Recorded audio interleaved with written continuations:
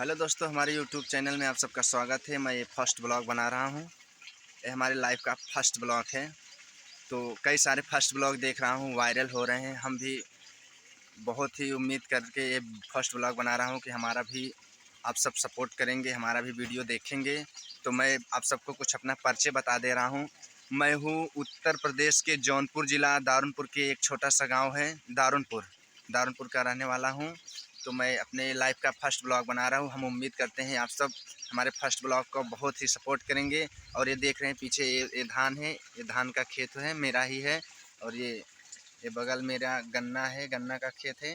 तो हम उम्मीद करते हैं आप सब हमारा फर्स्ट ब्लॉग ज़रूर देखेंगे और सपोर्ट बनाएंगे।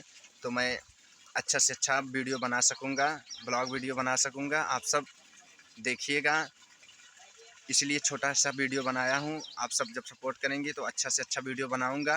तब तक के लिए बाय।